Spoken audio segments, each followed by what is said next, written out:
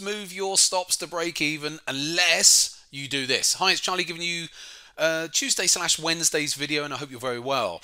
And so what I thought I would do, I've talked about this a lot over the years about how traders like to move their stops to break even because it makes them feel good. One of our most popular videos on YouTube is titled "What Traders Do to Make Themselves Feel Good" or something like that, and you'll if you can find that in our on our YouTube channel here, and maybe it just got a lot of views over the years because people thought it was about something else. I don't know, but the genuine case across a lot of traders is that they want to move their stops to break even. And there's absolutely nothing wrong with doing that. I'm going to prove that in a moment. I'm going to show you that in a minute.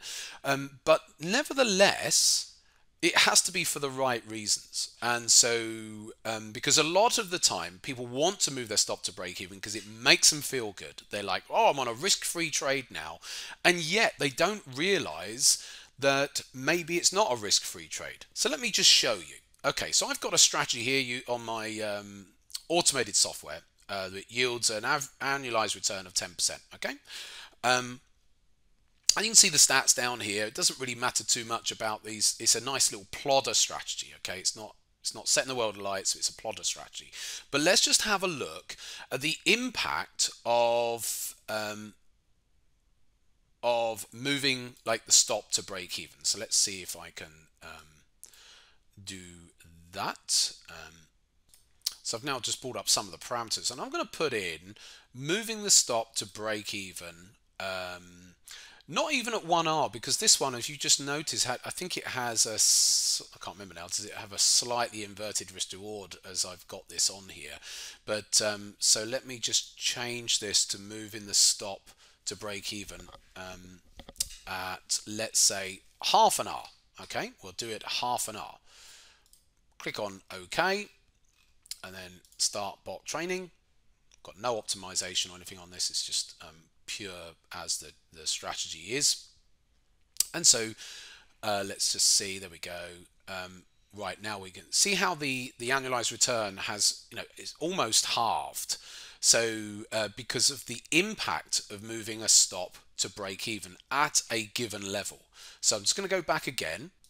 So what I'm going to now do is just increase that. So maybe we move it when it's at 0.7R. Okay, so because this strategy, it's not got big risk rewards on it. It's just the nature of this particular strategy. So let's move it to 0.7R and see the impact there. So it's a little bit better. So we can see the performance has come up, but still a worse performance than as it was vanilla, so to speak.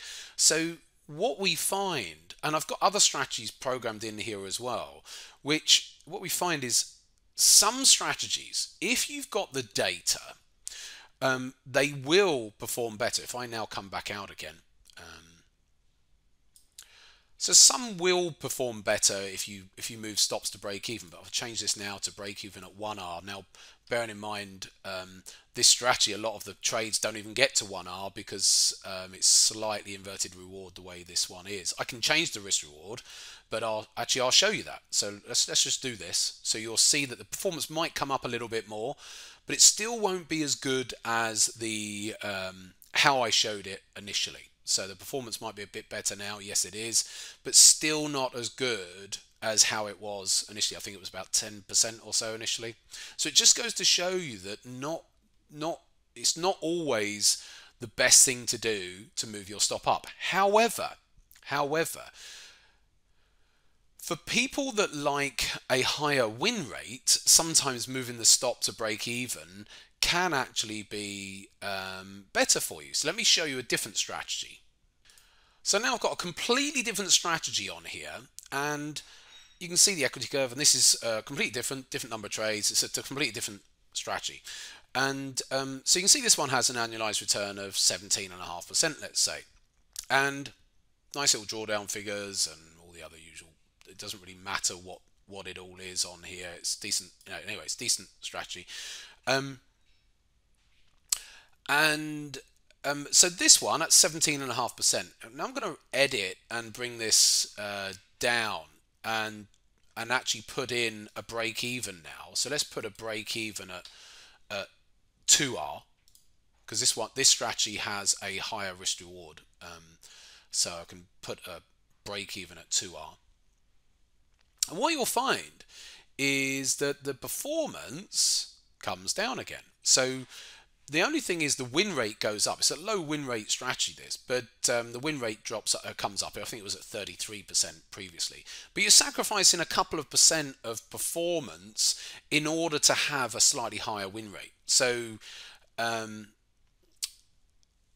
you have to look at your data to know whether you're doing the right thing to move your stop to break even. Because I think a lot of people, especially when discretionary trading, look at their and just trade and move their stops up. And don't get me wrong, when I'm discretionary trading, I will make a decision as to whether to move a stop or not.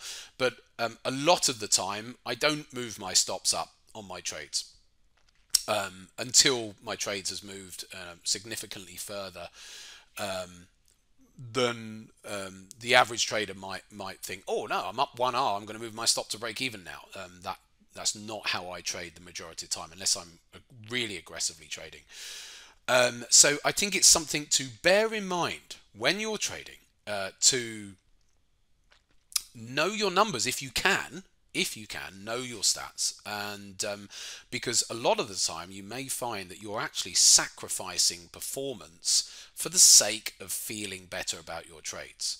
Now, I'm not saying that it might still not be a bad thing. Like this one, okay, it's sacrificed 2% of annualized return.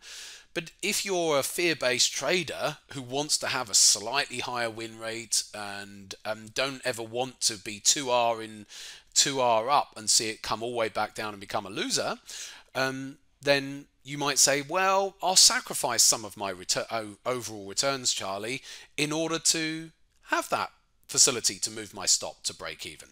So yes, I get that, but just make sure that if you are doing it, that your strategy is still profitable once you've done that. Hopefully that gives you some food for thought this Tuesday/Wednesday.